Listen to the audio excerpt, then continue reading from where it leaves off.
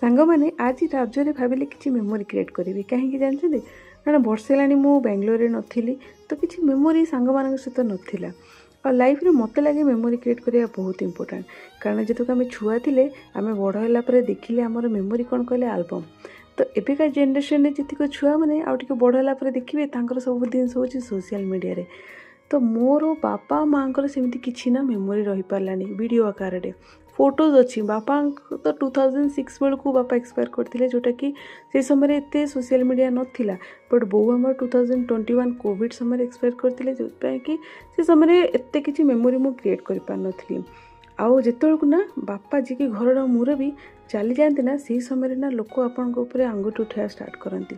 ମୁଁ ଯେତେବେଳେ ନେତ୍ରମଣି ଚ୍ୟାନେଲ୍ ଖୋଲିଦେଲି, ମୋ ବୋଉ ମୋତେ କହିଥିଲେ, ଗୁଡୁ ଜମା ବି ଖୋଲିବୁନି, ତୁ ଘରର ବୋହୁଟା, ଜମା କହିବୁନି କିଏ କ'ଣ କହିଦେବ, ବହୁତ ଖରାପ ଲାଗିବ। ମୁଁ କହିଥିଲି ମୁଁ କ'ଣ ବି ଏମିତି ଛାଡ଼ିବି ଯେ ଲୋକ ମୋତେ ଖରାପ କହିବେ।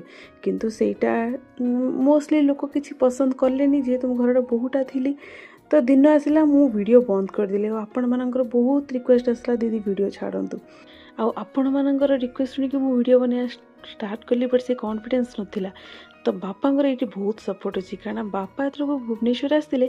ଆନିଭର୍ସରୀରେ ବାପାଙ୍କ ପାଇଁ ମୁଁ କିଛି ଭିଡ଼ିଓ କ୍ଲିପ୍ସ ବନେଇଥିଲି। ବାପା ତାକୁ ଦେଖିକି ଖୁସି ହେଲେ, କହିଲେ ନମିତା ଏଇଟା ହେଉଛି ମେମୋରି, ଏମିତି ମେମୋରି କ୍ରିଏଟ୍ କରିବା ଦରକାର।